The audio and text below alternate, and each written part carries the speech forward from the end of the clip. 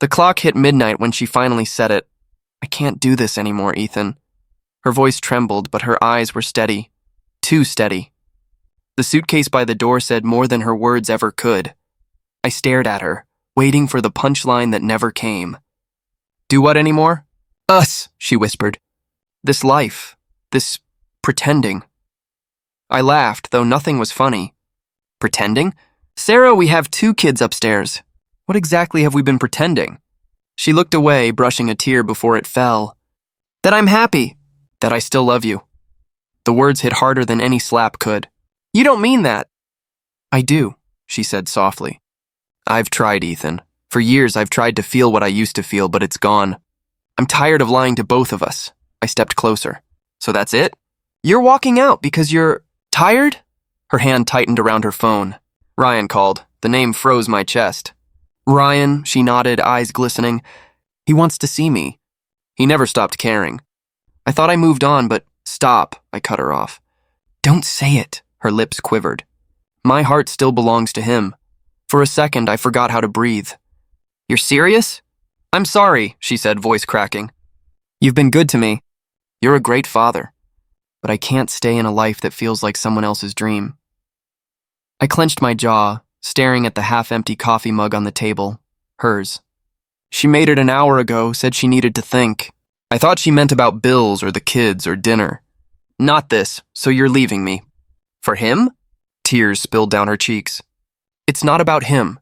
It's about me." "That's what people always say when they're destroying someone else," I snapped. "Don't do this, Ethan, please." I laughed again, a hollow, broken sound. "Do what, beg? Pretend I'm okay watching you throw our family away?" "I'm not throwing it away. I just what? Need freedom? Need excitement? You think he's changed? Ryan's the same man who cheated on you before we met. You really believe he'll treat you better this time?" She flinched. "He understands me." "No," I said bitterly. "He manipulates you. There's a difference."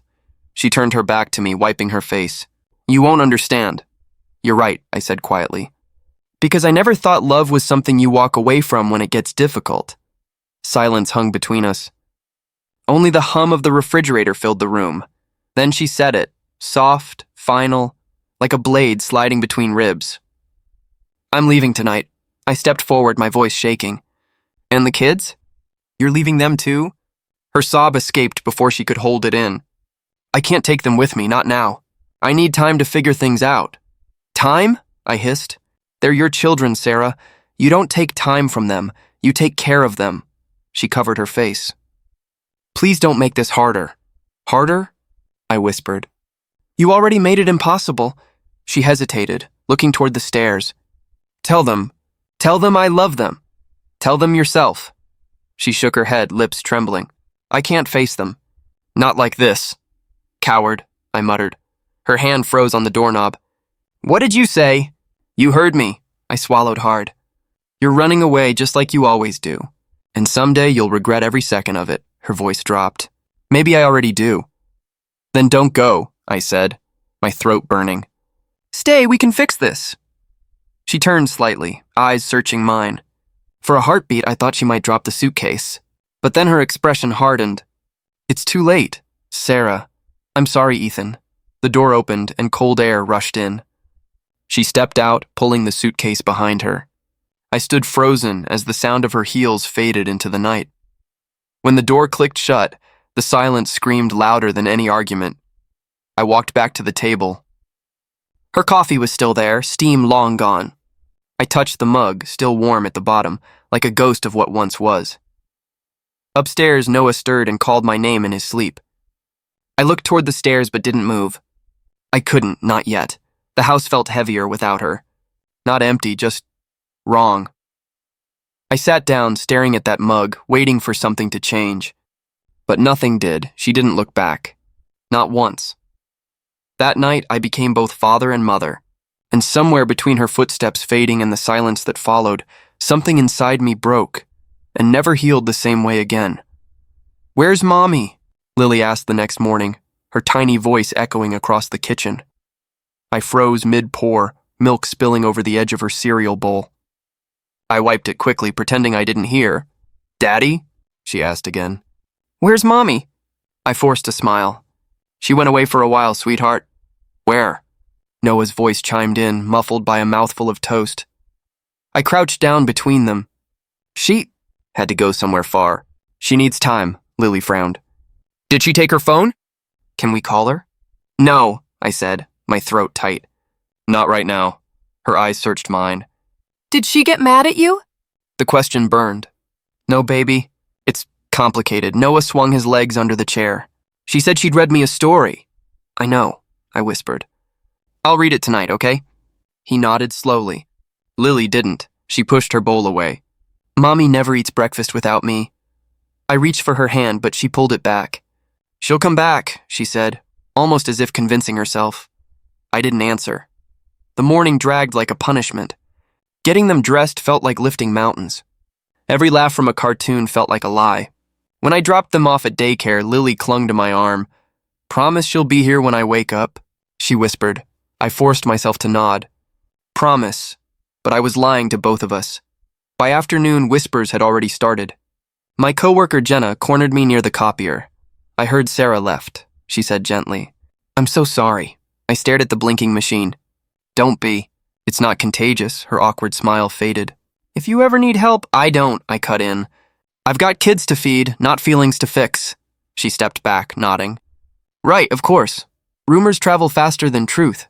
By the end of the week, the whole office knew she'd run off with Ryan Carter. Everyone had a theory, but no one had the courage to say it to my face. At night, when the kids were asleep, I sat in the quiet, surrounded by toys, unfinished homework, and silence that felt heavier than noise. Sometimes, I'd hear a car outside and think it was her. Sometimes I'd check the door, even though I knew better. A week later, Lily came home from daycare with a crumpled drawing. She handed it to me shyly. Do you like it? She asked. It was a picture of us, me, her, Noah, but the fourth figure, the mother, was just a faint outline, erased halfway. Why did you erase her? I asked softly. She looked down. Because she's gone. My chest tightened. You can still draw her if you want. Lily shook her head. If I draw her, maybe she won't come back. I didn't know what to say, so I hugged her, and she started to cry. That night, after they fell asleep, I walked into the kitchen and saw her coffee mug still sitting by the sink. The stain at the bottom had turned to dust, but I couldn't throw it away. I stared at it and whispered, You left us for him, didn't you? The walls didn't answer, but the silence did. A flashback crept in, uninvited. Ethan, she used to laugh, you're terrible at folding laundry. Then stop making me do it, I'd tease. Her laughter would echo through the hall. She'd steal one of my shirts, wear it while cooking breakfast, her hair tied in a messy bun. Lily would sit on the counter, swinging her legs while Sarah flipped pancakes. It used to smell like home. Now it smelled like emptiness. Days turned into weeks. I learned how to braid Lily's hair, how to pack lunches, how to fake smiles at the daycare door.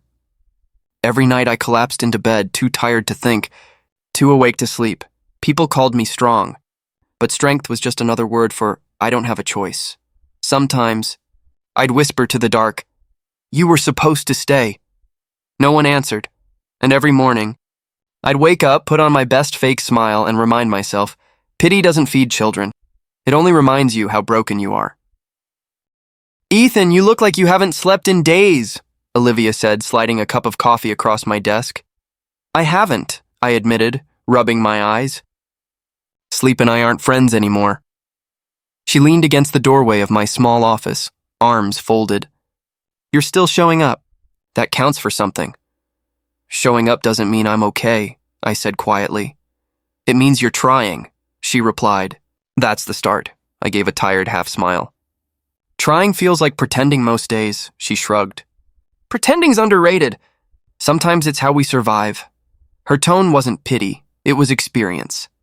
That's what made it different. Weeks turned into months. My parents helped when they could, watching the kids, dropping off casseroles, but most days it was just me. Work became my escape even when it drained me. Late nights blurred into early mornings. I'd stare at the computer screen until the office emptied, until the only reflection left in the glass window was mine, lonely, ghost-like. Sometimes Olivia stayed behind too. You're still here? I'd ask, she'd smirk. I could ask you the same thing. Paperwork, I'd lie. Liar, she said, walking closer. You're hiding from your thoughts. I looked down.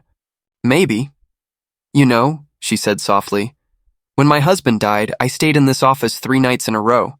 I thought if I worked enough, I could forget the sound of the house without him. Her confession caught me off guard. I didn't know. I don't tell many people, she said. Grief doesn't like company. For a moment, the silence between us felt familiar, 2 people pretending to be fine. At home, the kids were adjusting in their own ways. Lily drew more, Noah talked less. I kept their world as normal as I could. Homework, cartoons, bedtime stories. But sometimes, after they fell asleep, I'd sit in the hallway and just listen to their breathing. It reminded me why I was still standing. One evening, I found myself in Olivia's office after hours. She was working through reports, glasses halfway down her nose. Need help? I asked. She didn't look up. If you're offering, I'll take it. These quarterly numbers are trying to kill me, I chuckled. Death by spreadsheets. What a way to go. She smiled faintly. You sound human again. That's progress. I'm learning, I said. Life doesn't stop, right? No, she said. It never does. It just waits for you to catch up. Her words lingered longer than I expected. A week later, she invited me for coffee. Not work-related, just coffee. Don't overthink it, she said when I hesitated. I don't bite. I'm just out of practice, I said. At drinking coffee? She teased. At being around people, I admitted. She smiled. Then this is your warm-up. We sat at a small cafe near the office. She talked about her son, Michael, 15, quiet, hates math. I talked about Lily's new obsession with painting and Noah's attempt to make pancakes that morning. You're doing better than you think, she said. Doesn't feel like it. That's because healing feels a lot like failing. Before it starts working, I stared at her, realizing how easy it was to talk to her. No judgment. No pity. Just understanding. You ever think about starting over? I asked. All the time, she said. But starting over doesn't mean forgetting. It means forgiving yourself for what didn't work. I nodded slowly. That's harder than it sounds. I never said it was easy. When I got home that night, Lily was waiting on the couch, sketchbook in her lap. Did you work late again? She asked. Just a little, I said. But I brought donuts. Her eyes lit up. Chocolate? Always. She grinned and hugged me. You smell like coffee, I laughed. It's been that kind of day. She held up her drawing. It's us again. But I added someone new. I looked closer. A 4th figure stood beside me. Unclear, just a faint outline. Who's that? I asked. She shrugged. I don't know yet. But you're not alone anymore. Her words caught in my chest.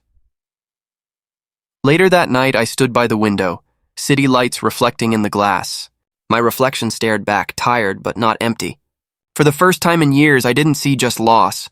I saw someone still standing, someone learning to move again. The world hadn't stopped. It just kept waiting for me to catch up. 5 years, I murmured, staring at the kitchen calendar. Feels like 50, Lily looked up from the table. Dad, you're talking to yourself again.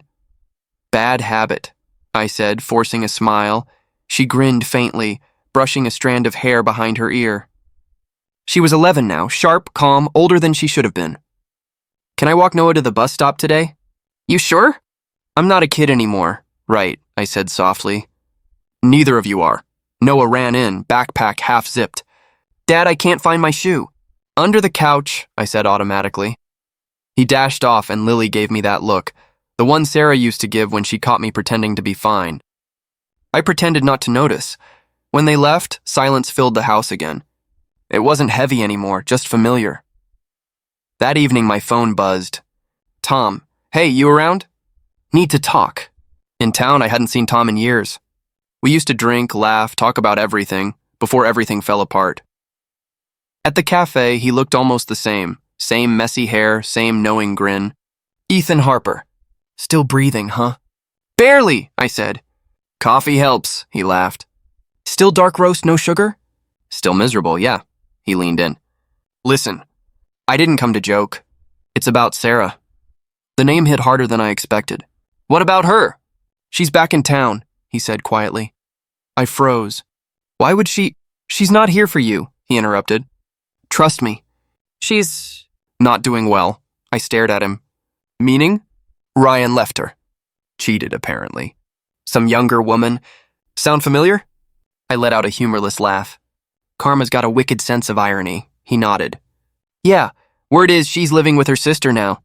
Kinda broke. Not the same Sarah. People change when the world stops applauding them, I muttered. Tom studied me. You angry? I sipped my coffee. I don't even know what I am. She burned everything we built and now she's the one standing in ashes. He shrugged. Guess the universe balanced the scales. Maybe, I said. But I don't feel lighter. That night I opened the old drawer in my desk, the one I hadn't touched in years. Inside was a small envelope, sealed with time. I slid it open and pulled out a photo. Sarah holding baby Lily, both smiling at me. For a moment, the memory breathed again. Her laugh, her warmth, the way she looked at me before everything broke. Then I saw the truth beneath it. The same eyes that once promised forever, lying without remorse. I struck a match, held it over the picture. The flame caught slowly, curling her smile into smoke. Goodbye, I whispered. The photo burned, and with it something inside me loosened, not gone, but quieter. The next morning, Tom showed up again, uninvited. You look like you didn't sleep. I didn't, I said. He nodded toward the desk. You burned it, didn't you? How'd you know? You've been waiting to for years, I sighed. It wasn't revenge. It was release, he smiled faintly. That's close enough. We sat in silence for a while. Then he said, You ever think of seeing her? Closure or something? No, I said. Closure's overrated. I already said everything when she walked away. But what if she wants to say something now?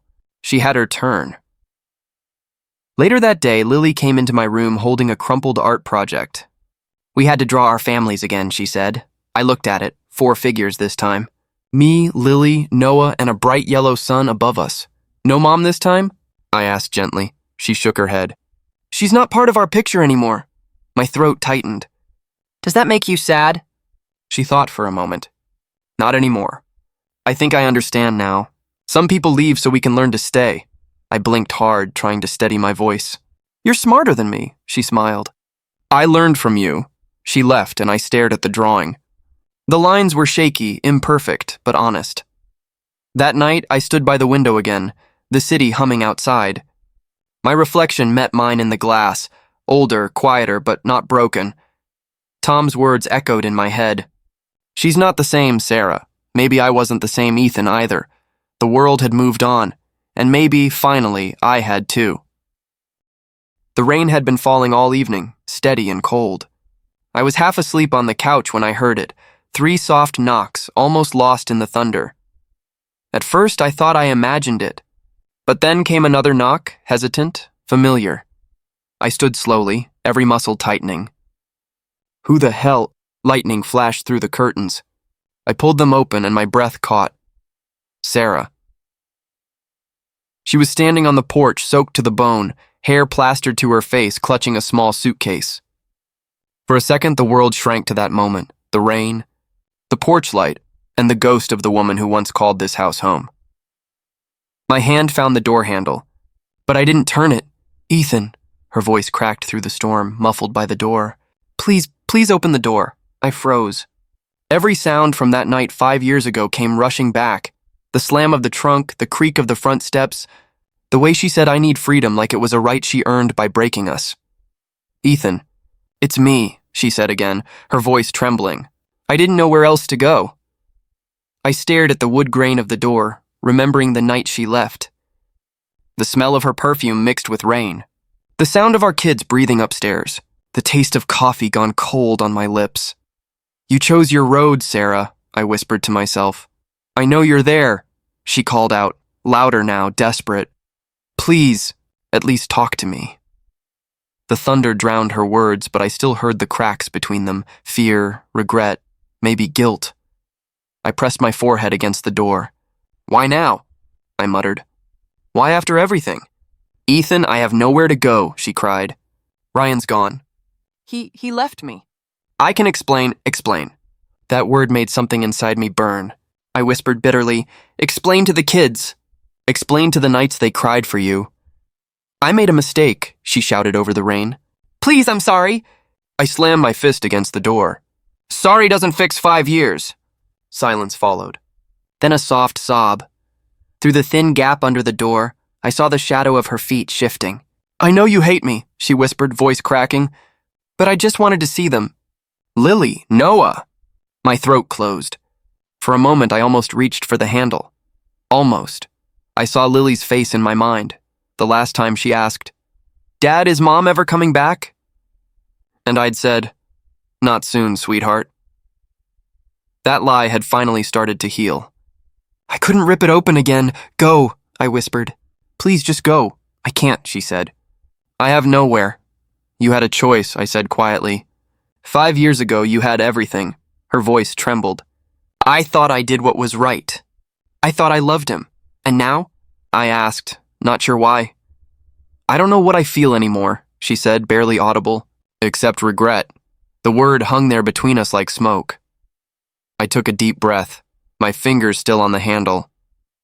Lightning flashed again, and for a second I saw her face through the small glass panel, tired, hollow, almost unrecognizable. I'm sorry, Ethan, she whispered one last time. Tell them I love them.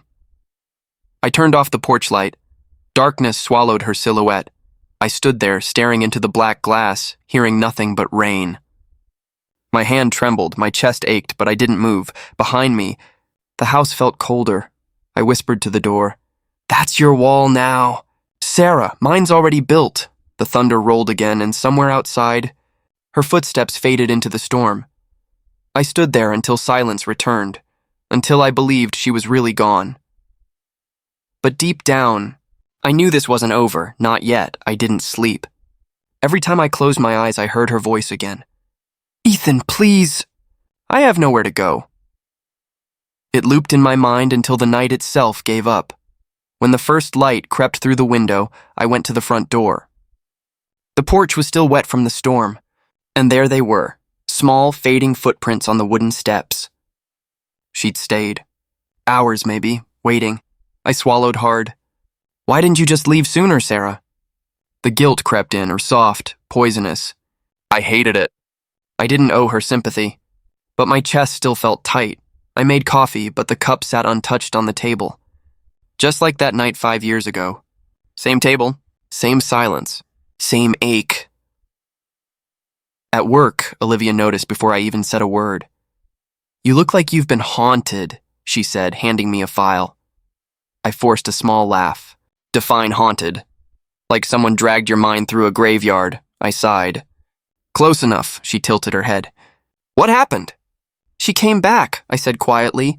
Her eyebrows rose. Sarah? I nodded, and? She showed up at my door in the middle of a storm. Wanted to come in. I didn't open it. Olivia studied me for a moment. Do you regret it? I don't know, I admitted. She looked broken. So did you once, she said softly. Difference is you didn't leave your family to chase ghosts. Her words hit harder than she knew. I looked down at my hands. She said she had nowhere to go. She had choices, Olivia replied, and she made them. Don't let pain make you kind to those who destroyed you. I exhaled slowly. You make it sound so simple. It's not, she said. But sometimes forgiveness is just another way of saying hurt me again. I didn't answer. She sat beside me. Ethan, you've rebuilt too much to let one night pull you backward. I nodded, but inside, I wasn't sure if I believed her. That evening, Olivia came over to drop off some papers. Her son, Michael, tagged along. 15, polite, quiet. Hey, Mr. Miller, he said shyly. Just Ethan's fine, I said. You can go hang out with Lily and Noah. They're in the living room. He smiled. Thanks. The sound of laughter soon filled the house. Real laughter, the kind that had been missing for years. I peeked around the corner and saw them all sitting on the floor, playing cards, teasing each other. Lily giggled. You're cheating. No way. Michael grinned. You're just bad at this. I couldn't help but smile. For a moment, the house felt alive again. Olivia noticed my expression. You've done a good job with them, she said quietly. Barely, I replied. They raised me more than I raised them, she smiled. That's what real parents do. They learn as they go. I looked at her, really looked. The calm strength in her eyes, the patience she carried like armor. You ever get tired of being the strong one? All the time, she said. But I've learned to rest, not quit. Her answer lingered with me. When she left later that night, I went back to the kitchen. The untouched coffee cup was still there, cold and lonely. I sat in front of it. My reflection rippled on the dark surface. Why do you still haunt me? I whispered. Maybe it wasn't her ghost that lingered. Maybe it was mine, the version of me that still wished she'd stayed. Lily came downstairs quietly. Dad? Hey, sweetheart. Can't sleep? She shook her head. I had a dream about Mom. My chest tightened. What kind of dream? She was knocking on the door, but you didn't open it. I froze. And what did you do? I told her we're okay, Lily said softly. I told her she doesn't need to come back. Her words broke something inside me, gently, like light cracking through fog. I smiled faintly. You're brave, you know that? She shrugged. I learned from you. I kissed her forehead. Go back to sleep, kiddo. When she left, I looked at the coffee cup one last time. 5 years ago, that cup meant abandonment. Tonight, it meant peace, unfinished but real. I poured it down the sink and whispered, no more ghosts. It happened on a Tuesday afternoon. I was waiting outside the school, leaning on my car, scrolling through emails I wasn't reading. The air smelled like cut grass and rain. Then I heard my name. Ethan. The phone slipped from my hand. I didn't need to look to know that voice. Sarah stood across the street, pale, thinner, holding a small photograph pressed against her chest. Her eyes searched mine like they were looking for permission to exist. I felt my jaw tighten. Why are you here? I needed to talk to you. Not here, I said sharply. Not in front of the school, she glanced down. I didn't mean to make a scene. You shouldn't have come at all. I didn't know how else to reach you. You shouldn't have tried, I said. Her hands shook. Please, Ethan, I just want to explain. There's nothing left to explain. She flinched like I'd hit her. Ryan, he left me. He's gone. I crossed my arms. Yeah, I heard. Karma doesn't miss. Tears filled her eyes. I know I deserve that. I deserve all of it. But I didn't come for pity. Then why? She hesitated. Because I need to make things right. I laughed, short and bitter. Right? You think 5 years and an apology erase what you did? No, she said softly. But maybe it can start something, anything. Sarah, you didn't make a mistake, I said, voice low. You made a choice. You walked out that door, left your kids asleep upstairs, and never looked back. That wasn't confusion. That was decision. She covered her mouth, crying. I thought Ryan loved me. I thought I'd finally be free. Free from what? From being loved too much? From being trusted? She shook her head. From myself. From the emptiness I couldn't explain. Congratulations, I said coldly. You found a new kind of emptiness. She pulled out the photo, the one she'd been clutching. It was us from years ago. Lily sitting on my lap, Sarah holding Noah. The corner was worn, the edges soft from too many sleepless nights. Do you still have this? She asked. I burned it, I said. Her lip trembled. Then this is the last one. I stared at her hands, trembling, desperate, human. I hated that I still saw pieces of the woman I once loved buried under all that ruin. Ethan, she whispered, please let me see them. Just once, I'm not asking for forgiveness. I just want to see my children. I looked toward the school doors. They're not your children anymore, her voice cracked. Don't say that. You made it true. She reached forward, almost touching my sleeve. I dream about them every night. About you. About everything I destroyed. I stepped back. Then keep dreaming. That's where the past belongs. The doors opened. Laughter and chatter spilled out as kids poured into the parking lot. Lily spotted me first and waved. Then she saw Sarah. Her face changed. Confusion, then fear.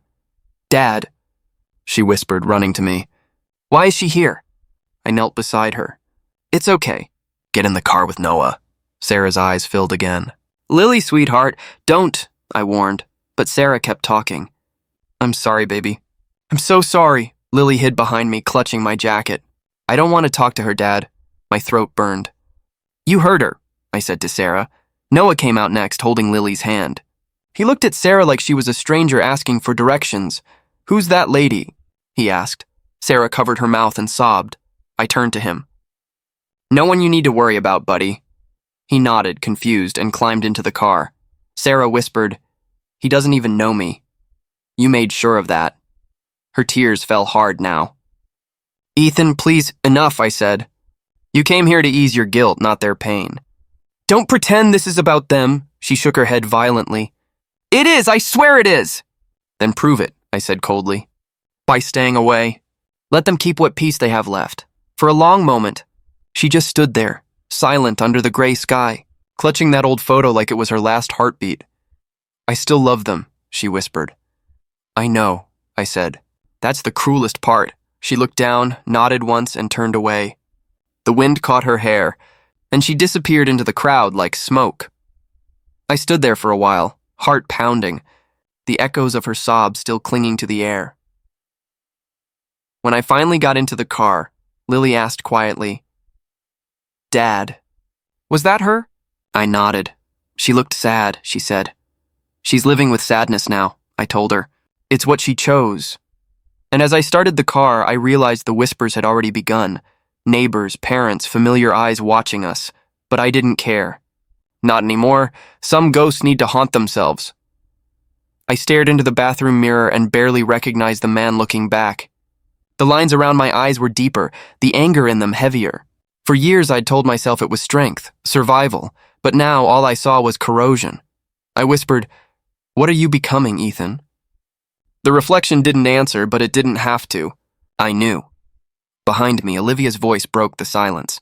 "You've been standing there for 10 minutes. What are you thinking about?" "About ghosts," I said. She leaned against the doorway.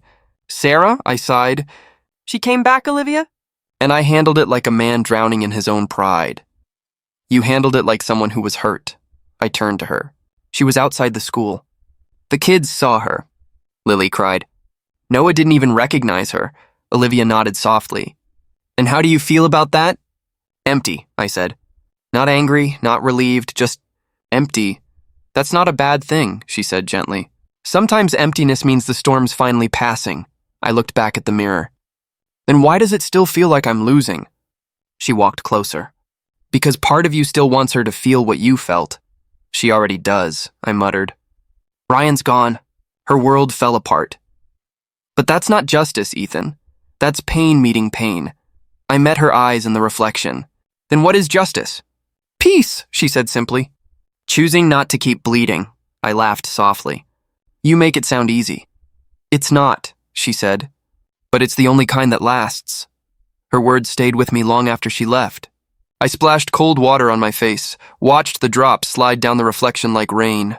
Somewhere in that distorted image, I saw two versions of myself, one chained to rage, the other trying to breathe again.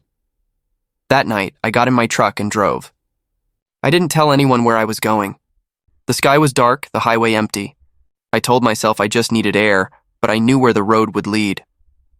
When I passed the old motel on the outskirts of town, my chest tightened. Her car was there, a blue sedan parked under the flickering streetlight. For a moment I slowed down. "Don't do it," I whispered to myself. Not again. I gripped the steering wheel. I imagined walking up to that door, hearing her voice, maybe finding her crying again, asking for another chance. But then I thought about Lily's fear, Noah's confusion, Olivia's quiet strength. I pressed the gas and drove past. The motel's neon sign disappeared in the rearview mirror, swallowed by the dark. And for the first time, I didn't feel like I was running away. I felt like I was finally leaving something behind. At the school, the parking lot was full. I could hear laughter, the faint music of the school play through the gym windows. Inside, the stage lights glowed warm. Olivia stood near the curtain, adjusting props, smiling at the kids. She looked up when she saw me. "You came," she said, surprised. "Wouldn't miss it," I said. She handed me a small paper program. Lily's nervous. "Noah's pretending he's not." "Sounds about right." I sat in the front row as the play began. Lily stepped onto the stage in her paper crown, glancing toward me. When she spotted me, her face lit up. My chest tightened in a way I couldn't explain. Halfway through the play, I noticed movement near the door. Sarah stood in the hallway, half hidden in the shadows, watching. Her hands were clasped tightly, her eyes glistening. For a brief second, our eyes met. She smiled faintly, sad, small, almost apologetic. Then she stepped back and disappeared. I didn't follow. When the play ended, Lily ran into my arms. "Did I do good, Dad?" "You were perfect," I said, kissing her forehead. Noah grinned. "You didn't even fall asleep this time," I laughed. "Not even close." Olivia walked over, wiping her hands. "You look different," she said quietly. "Do I?" "Yeah, like you finally stopped fighting with your reflection." I smiled faintly. "Maybe I did." We stood there, surrounded by laughter and light, the kind that doesn't ask for permission to exist. Later that night, back home, I paused once more in front of the mirror. The bitterness wasn't gone, not completely, but it wasn't winning anymore. I whispered, "Peace isn't loud," and for the first time in years, silence didn't scare me. Tom's voice came through the phone, hesitant. "Ethan, you might want to sit down." "I'm already sitting," I said. "What's wrong?" "It's Sarah," he said softly. "She's in the hospital. They said it's her lungs. Complications or something. She's not doing well." I didn't say anything for a few seconds. The sound of my own breathing filled the silence. "She's alone, man," Tom added. "Ryan's gone. No one's there. Where is she?" "City Hospital. Room 308. I closed my eyes. The number stuck in my head like an echo.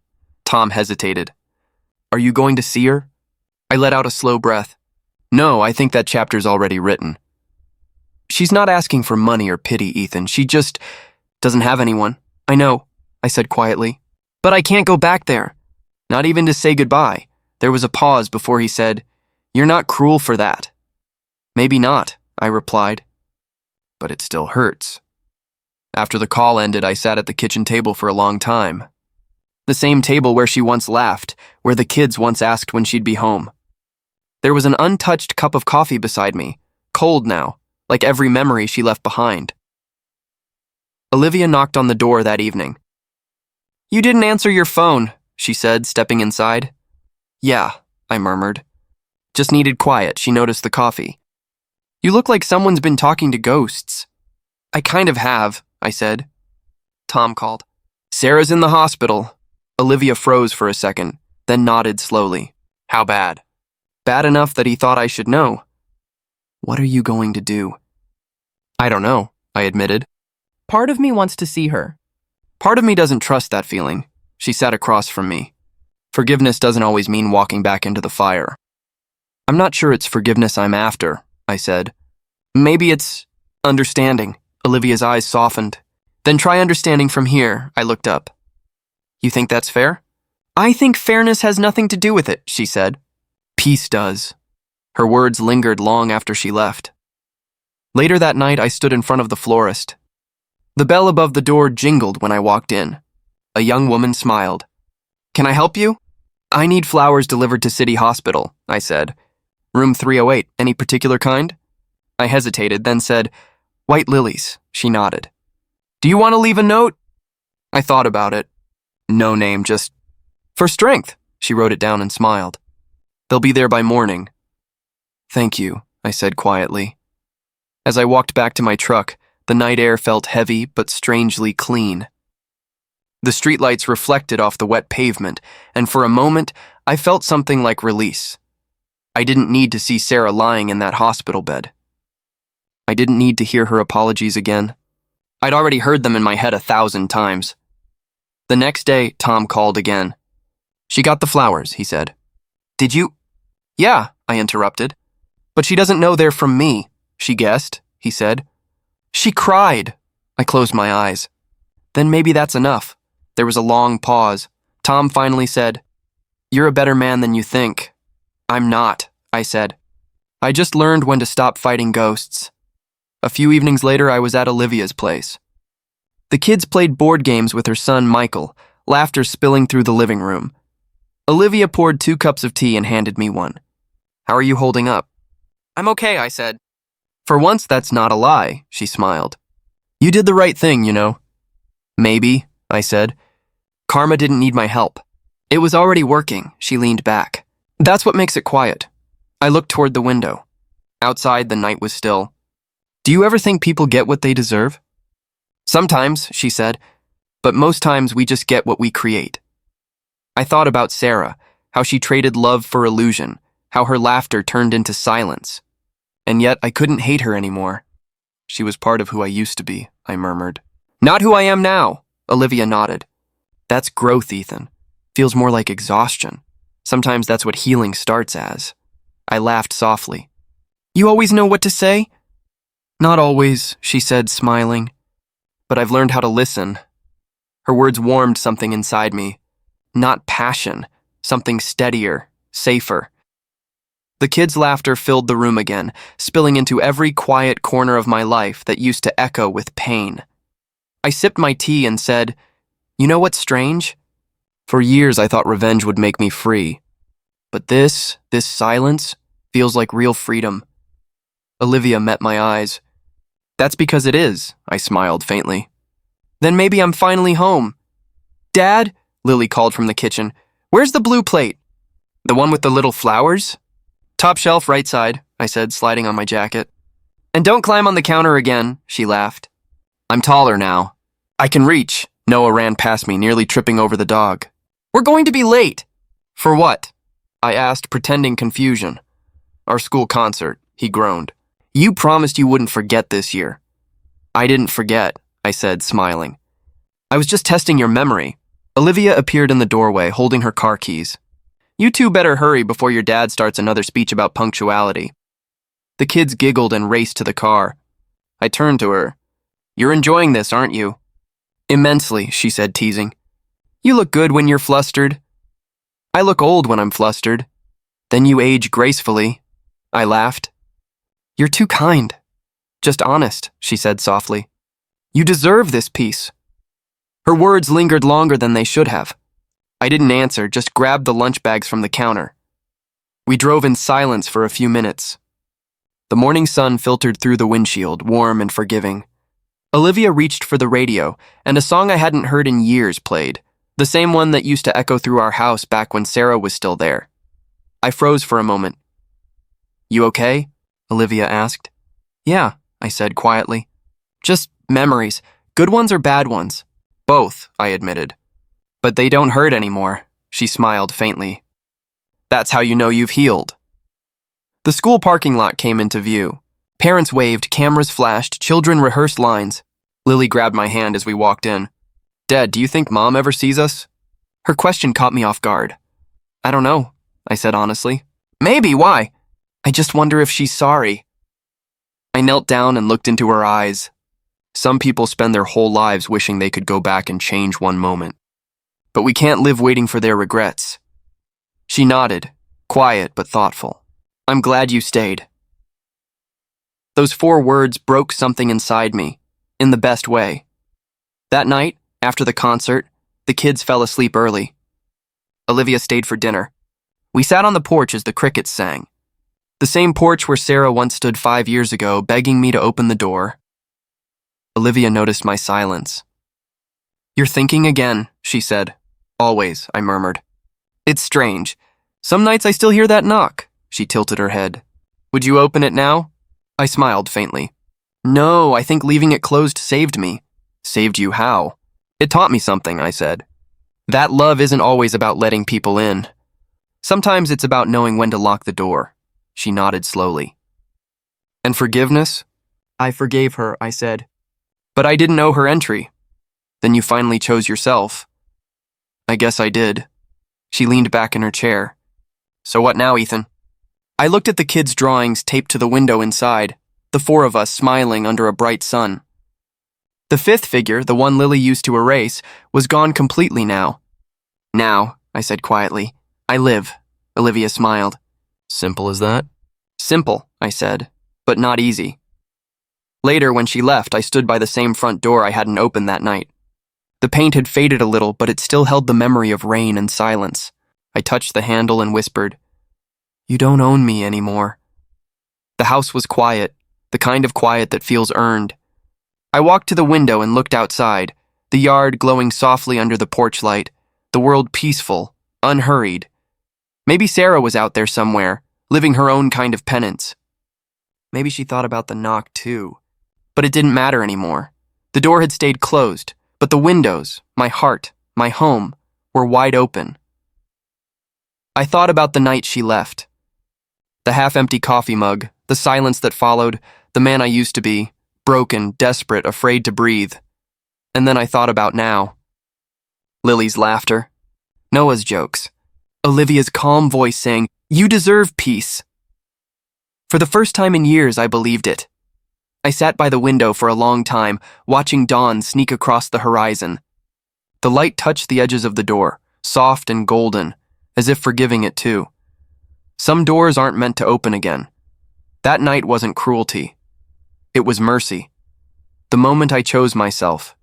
And maybe that was the truest form of love I ever learned.